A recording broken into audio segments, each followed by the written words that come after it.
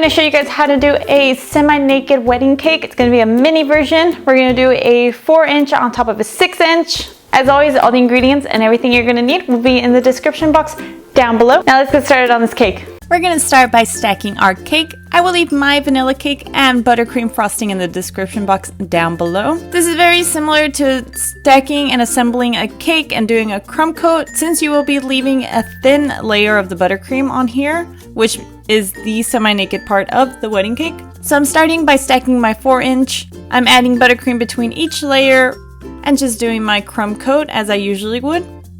But then I remove that excess frosting with my bench scraper. Once you clean off the top and you're done frosting the cake, just stick it in the fridge for a couple minutes while we stack our 6-inch. Now here, again, I'm going to be doing my cake and my buttercream in between. And once I get to my final layer, I like to flip it so I have that flat surface of my cake. Add buttercream as if I was doing my crumb coat again, and then just remove the excess with the bench scraper. Clean off the top. And then again, we're going to stick this in the fridge to let it chill for a moment. And once it's chilled, we're going to be adding a dowel in the center. This will give support to that top layer so it doesn't fall over. So then just add your 4-inch on there and done. And then you have your semi-naked cake that you can decorate however you like.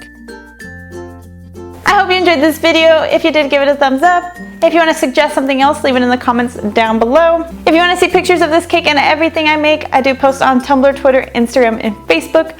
All those links are down below. If you want to keep up to date with my content, hit the subscribe button as well.